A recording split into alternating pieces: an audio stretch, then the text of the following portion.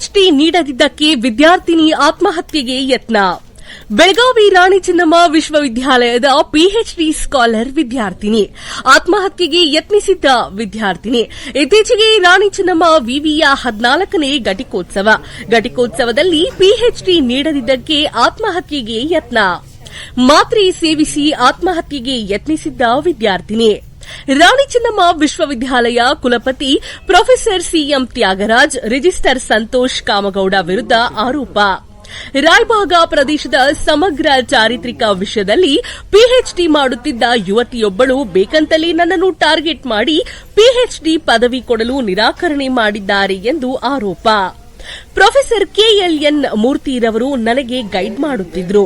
Guide ಮೂರ್ತಿಯವರ ಕಿರುಕುಳ ಕುರಿತಾಗಿ ನಾನು ಕುಲಪತಿ ಹಾಗೂ ರಿಜಿಸ್ಟರ್ಗೆ ದೂರು ನೀಡಿದ್ದೆ.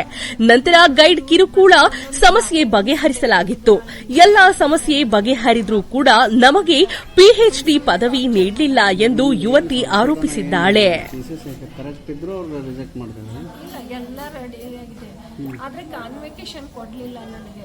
ಎಲ್ರಿಗೂ ಕರೆದ್ರು, ಆದ್ರೆ ಅವತ್ತ ನಾನು ಎಲ್ಲರೂ ಈಗ ರಾಜ್ಪಾಲ್ ಬಂದಿದ್ರು, ಅವತ್ತೇ ನಾನು ರಾಜ್ಪಾಲ್ ಮುಂದೆ ಅಸಹ್ಯ ಮಾಡ್ತಿದ್ರೆ ಕಾಮಗೌಡ ಅವ್ರದ್ದು ಏನು ಇದು VC ಅವ್ರದ್ದು ಏನು ಮರ್ಯಾದೆ ಉಳಿತಿತ್ತು.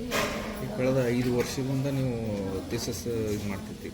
ಒಬ್ಬಳೇ ತಪ್ಪು ಮಾಡಿದ್ದೀನ, ನಾನು ಒಬ್ಬಳೇ ತಪ್ಪು ಮಾಡಿದ್ದೀನ ಸರ್ ಹೇಳಿ.